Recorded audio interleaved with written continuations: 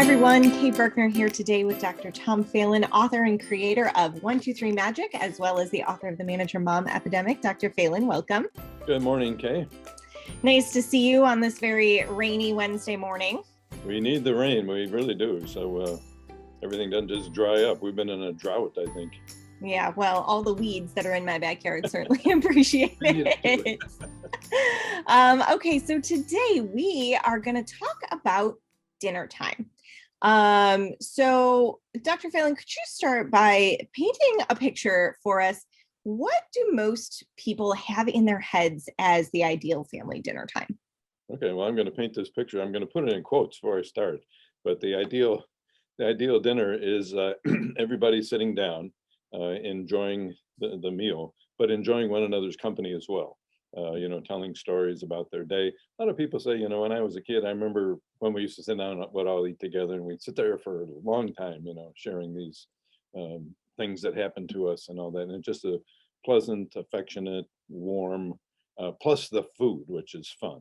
And that's the scene. Yeah, absolutely. Very much sort of a parenting job number 3, right? Of kind of building that relationship. So obviously, as anyone who is joining us knows, this is not necessarily the reality every night, especially if you have a picky eater. Dr. Phelan, what kinds of issues can pop up at the dinner table that sort of get in the way of this very nice family experience? Well, one of them is that everybody's tired. If we're talking about dinner, now what we're going to talk about today can apply to other meals as well. But if we're talking about dinner, it's at the end of the day. Mom and dad have worked hard all day. A lot of times the kids have been to school, or even if they're doing school at home on a computer, they're going to be tired. Another big thing is sibling rivalry. Kids age 4 to 7 fight like 3 to 4 times per hour. And so when you put them close together at the dinner table, you're going to get some of that as well. And then, as you mentioned, picky eater, especially in the little kids, a lot of moms and dads don't realize that like 50% of preschoolers are picky eaters. So it's not like it's an unusual thing. It's usually there. Vegetables are frequent subjects of difficulty here. But you add all those things up, you often get then a parent saying, come on, now you got to eat your dinner. And then we get into an argument, and then the one sibling's eating because the other one isn't, and you're off to the races. Absolutely. That sounds like a frequent scene, honestly. So in the book, it's chapter 15, I believe, you outline 3 strategies that can help parents sort of deal with dinner time conflict and deal with picky eaters. Can you tell us what those are?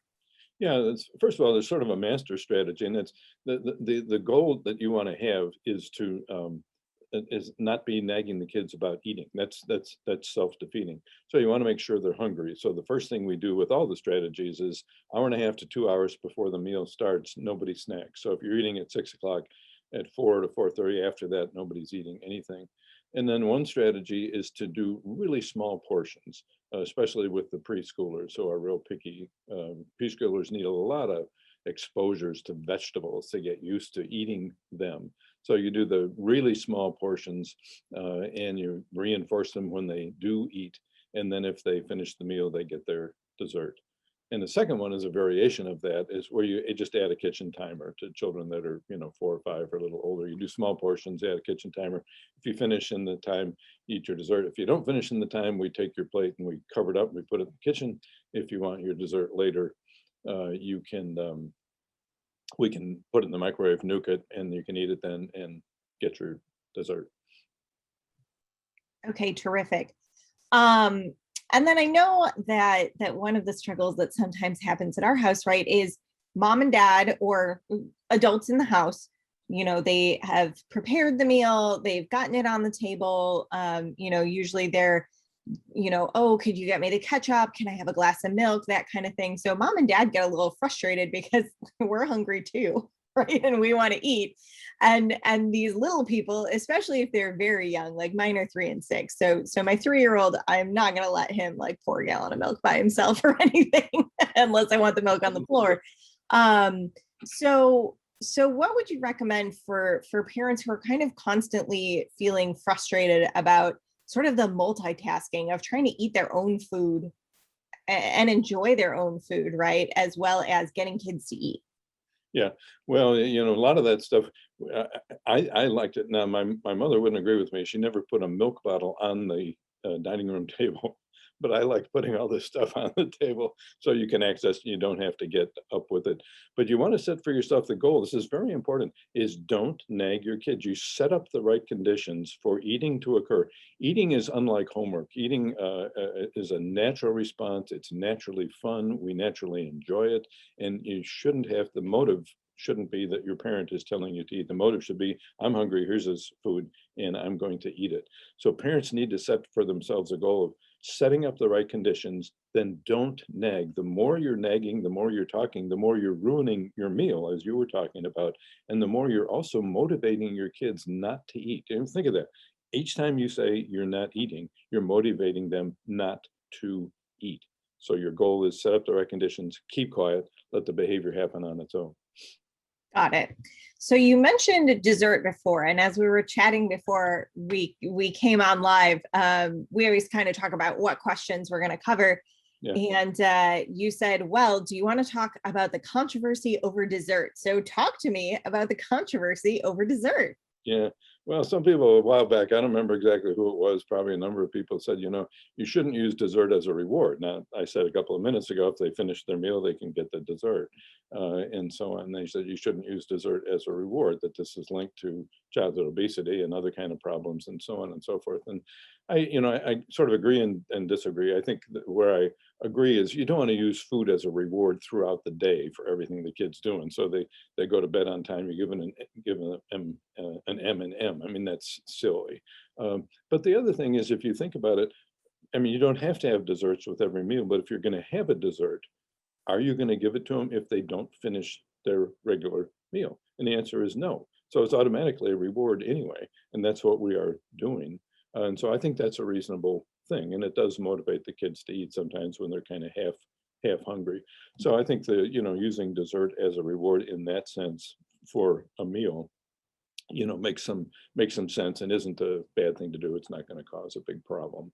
Sure. It's almost like a positive natural consequence, right? Because like you've eaten healthy food and now you can enjoy a reasonable portion of unhealthy food. So they're very connected to each other. And that's a good phrase, your positive natural consequence.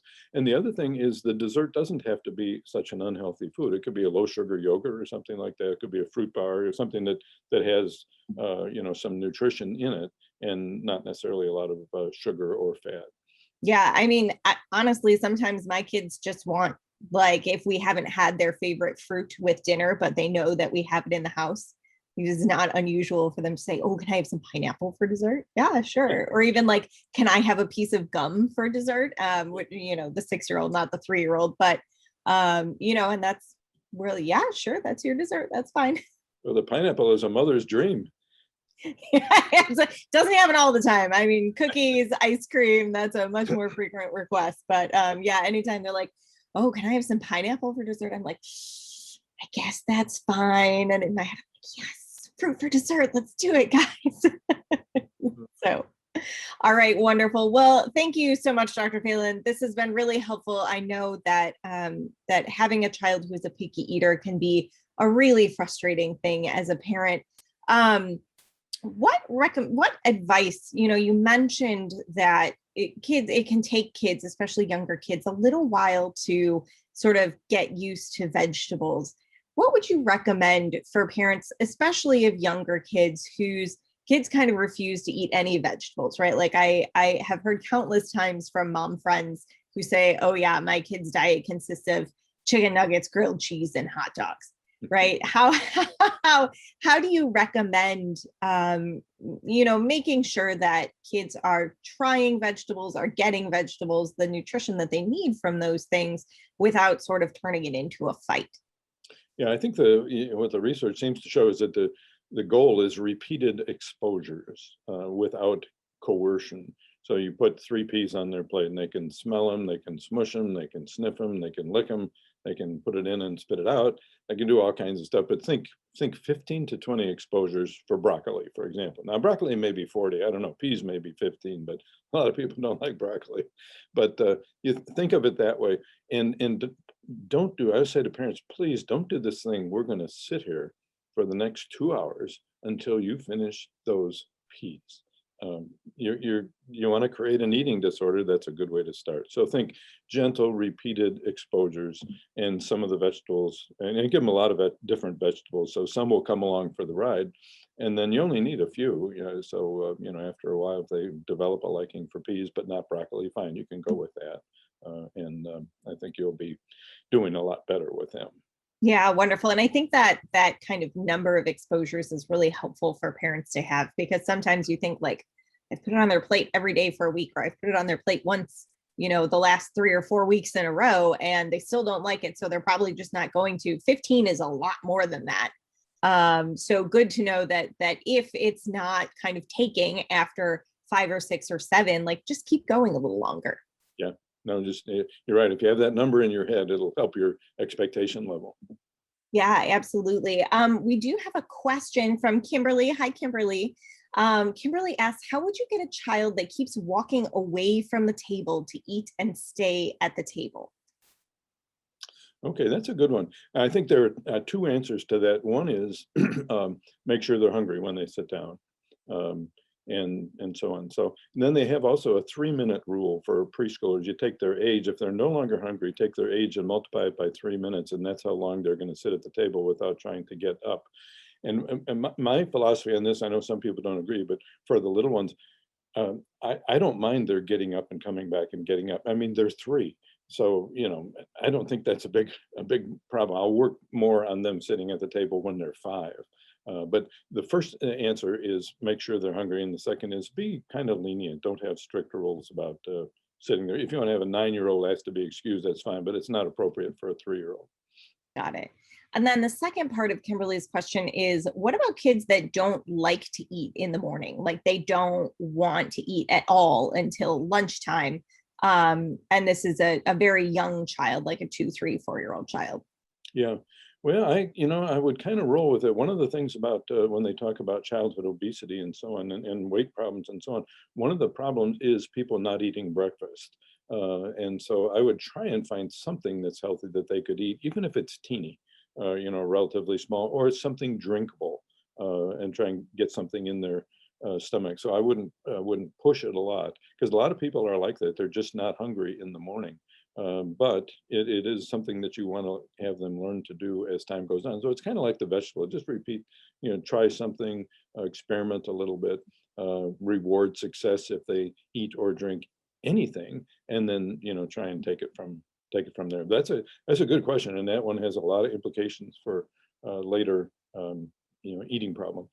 Yeah, I know that my 3-year-old really loves like an applesauce pouch in the morning. Mm-hmm. Not much else, then he'll just run around, but he really likes that applesauce pouch, so he'll get something in there. That brings up another point, and that is a lot of these kids will eat the same thing over and over and over. Let them eat the same thing, and it's not M&Ms for breakfast, it's applesauce. And so you're thinking to yourself, well, I wouldn't want to do that. Well, it doesn't make any difference if you'd want to do it. You have a kid who will eat that 2 weeks running every day in the morning, that's fine.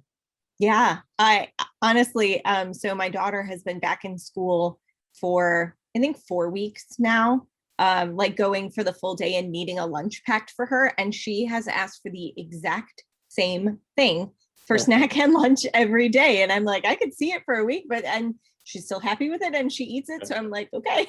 Yeah, cool. That's how I am with elbow macaroni. What do you put on it? Yeah. Anything with elbow macaroni, I'll eat just about every day. Huh, all right. Well, now I know what you're getting as a holiday gift this year. Just a lot of elbow macaroni. All right, wonderful. Well, thank you so much for joining us. Thank you, Dr. Phelan. This has been really helpful. We answered a lot of great questions. If you know someone who needs to hear this, please feel free to share this video or tag them in the comments. If you'd like to go deeper into this topic, Dr. Phelan's going to be doing a free live seminar next week. So I'll drop the link for that in the comments here, and I'll also put in a post pinned to the top of our Facebook feed if you want to get registered for that. And if you haven't already, head on over to 123magic.com and get signed up for our newsletter. We send out weekly parenting videos, tips, downloadables, and more. Thanks so much for joining us, and we'll talk to you soon.